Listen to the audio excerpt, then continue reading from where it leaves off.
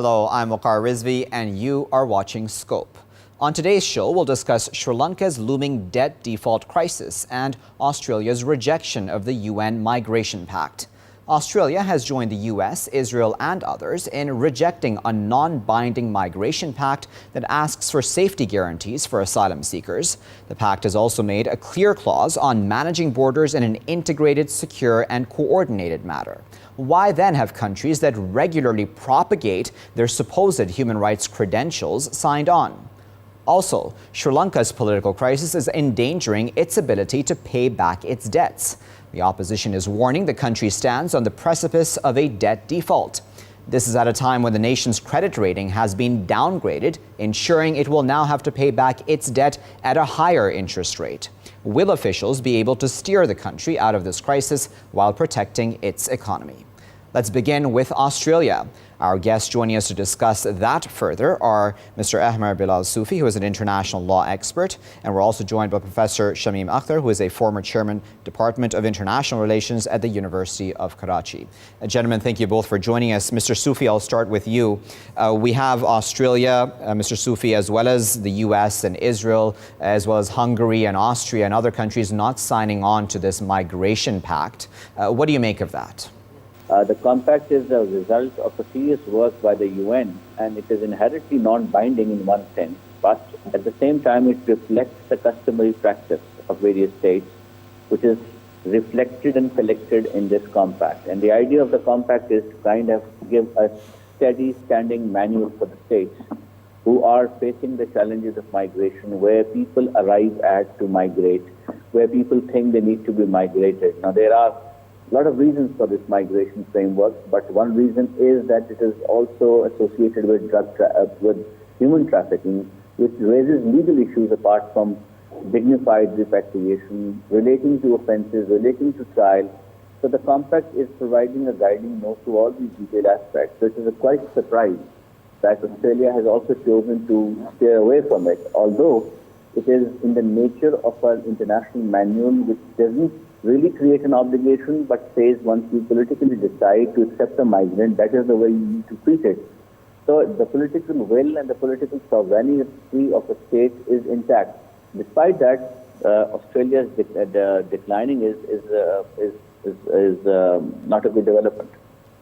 The issues of terrorism in today's world are a very real threat to all of the above.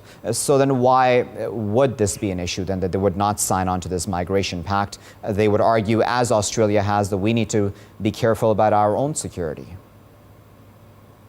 No, I think we need to be very clear that there is a distinction between the security concerns versus the rights of those who arrive there. Now, if you mistreat them, you are violating a different set of rights. They may be suspect terrorists, but you need to first investigate that and find out in more detail that anyone who is suspected to be a terrorist has a different way of operation. They have a historic baggage with it. They can be tracked down in the records. And there is a way to quarantine them initially and make an assessment if any one of them has a criminal history or a history relating to any non-state actor. And once that evaluation is done, then the humane treatment has to be accorded to them. So I'm not saying that Australia should be completely oblivion to its concerns relating to misuse of migrants as terrorists, but at the same time, it needs to also live up to the standards that human rights require, that you have a right, you have an obligation to give refuge to people who are in distress. Rightly or wrongly, they have arrived at the shores. Whether they are parked in one island or the other is a separate issue. But the treatment which has to be given to them ought to be given to them. And the compact is simply saying these are the parameters of that treatment. So by staying out of the compact, I think Australia is not doing a great service to the human rights contribution. And you know, one other question comes up, Mr. Sufi, is that of the crowd, really, that Australia finds itself within now. And it's found itself within a crowd that includes the United States, Israel, Austria, Hungary. We know that the likes of Hungary, the United States, and Israel certainly have very right-wing governments in power right now, who are very anti-immigration, are very intolerant, if I may use that term, of outsiders coming into their countries. Do you think the reasons that these countries have not joined this pact is more really just nationalistic fervor in all of the above? Well, that could be partly the reason, but at the same time, I believe it is also helpful to be aware of the human rights concerns. You may have any government, but it's at the end of the day, when someone arrives at your frontiers or at your shore, what do you do with him? You have your domestic law of asylum. All these countries have very robust law of asylum, which requires assessment of the people who are migrating or attempting to come in on any ground whatsoever. Whether they are pleading the ground of persecution, whether they are pleading the ground of being economic migrants is a separate issue.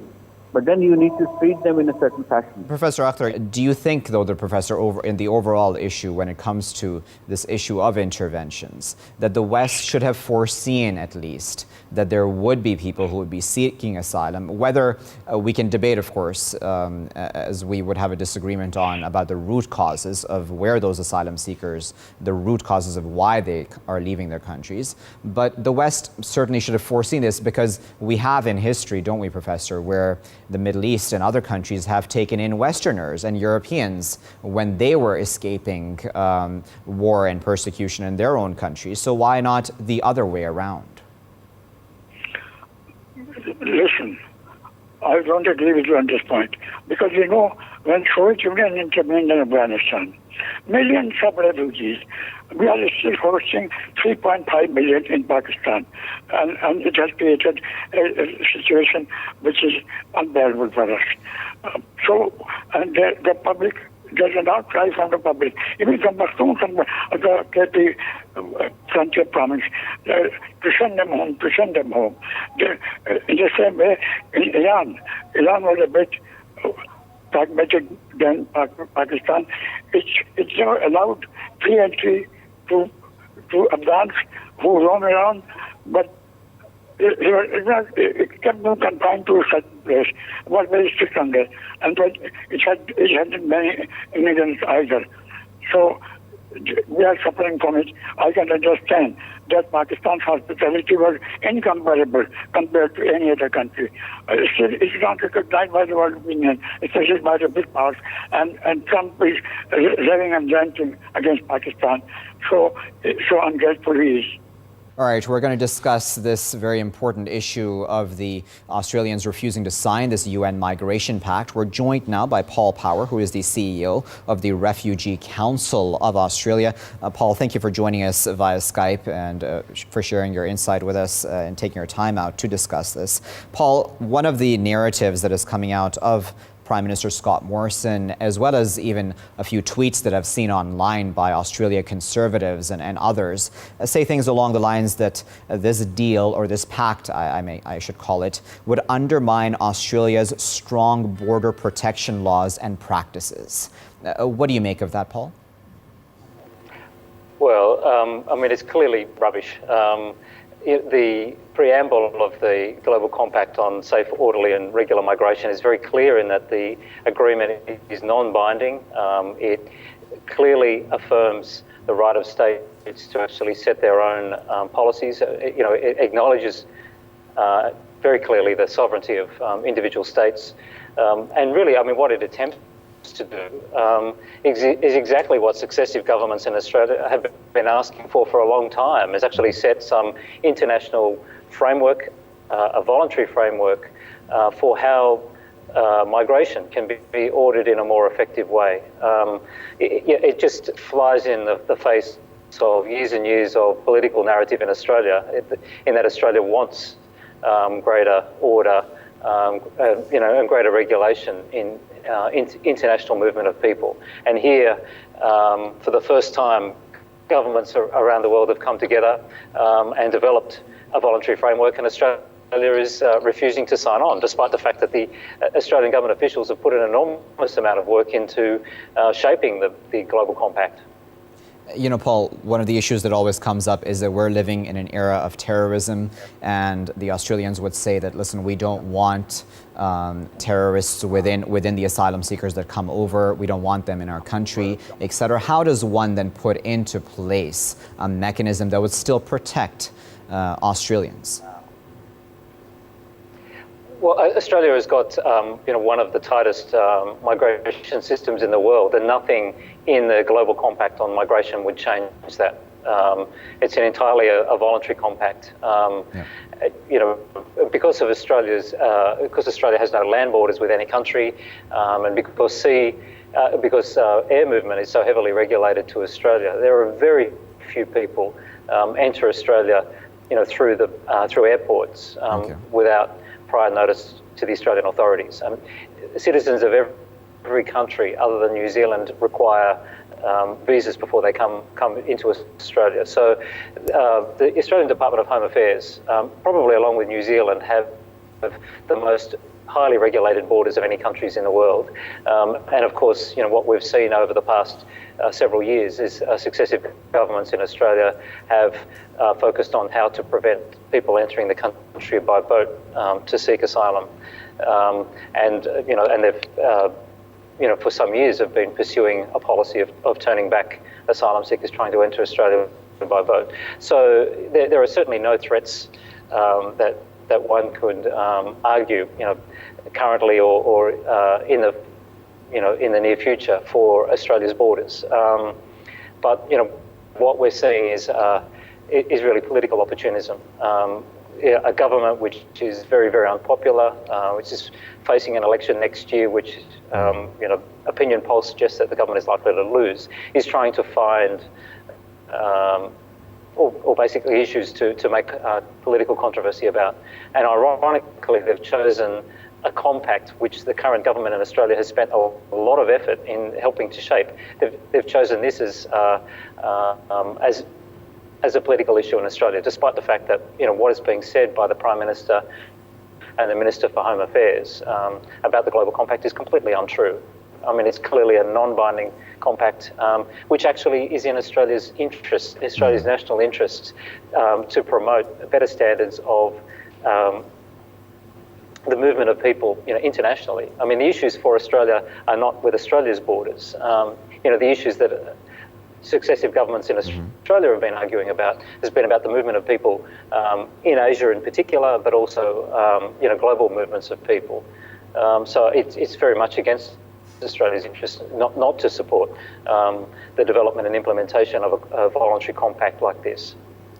Paul, Australia right now finds itself in the company of the United States that has refused to sign on to this migration pact, this global compact, as you called it correctly. Israel has not signed on to it. Hungary, I believe, has also not signed on to it. What do you make of the crowd that Australia finds itself right now? It seems that this is a crowd, right-wing, if I may call them, leaders who are using nationalism within their respective borders to nationalist fervor, I should say, within their borders to remain in office? Would that be a fair assessment? Yeah. No, it's definitely a fair assessment. I mean, when you look at the group of countries that have refused to sign on, in each case they are governments that are either appealing to or attempting to appease far-right movements within their country.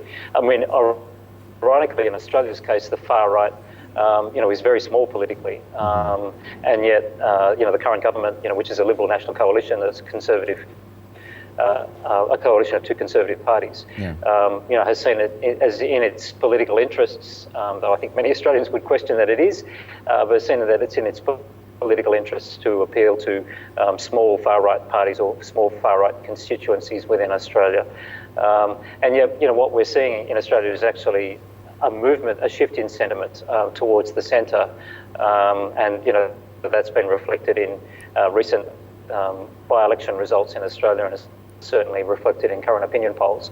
But I mean, what the government of Australia is doing is actually creating an issue where none exists, to try to appeal to a small element of Australian society to say that Australia, the Australian government is, won't cede its sovereignty to other countries, and is rejecting, the work of internationalists. And yet, what the Australian public is not being told by the political leaders in this country is that Australian government officials have worked for the past 2 years on helping to shape this compact. And the compact actually does not force the Australian government to do anything at all. The main impact of this compact would be to actually create greater understanding about the international rules related to migration. And in the Asia-Pacific region, that is particularly in Australia's national interest. So it really beggars belief, and I mean, I think it's been interpreted, by many in Australia, as really just an act of politics, which is completely unrelated to the issues being discussed. And Paul, as a final question, I wanted to cite a video that the United Nations made, in fact, after this global compact was made public. The final draft, that is. And in that video, it's very interesting, where the United Nations talks about the fact that migrants, even those who cross over the seas escaping persecution and abuse of all sorts in their home countries, actually add a lot of value to the societies that they go into. Economic value, of course, and otherwise as well, we can talk about. Just tell us, in the context of Australia, because obviously the far right and others would talk about issues of assimilation. Are migrants, are people coming over from overseas, even those from countries where there's persecution, are they able to assimilate or to live within Australian society and respect Australia's rules and regulations?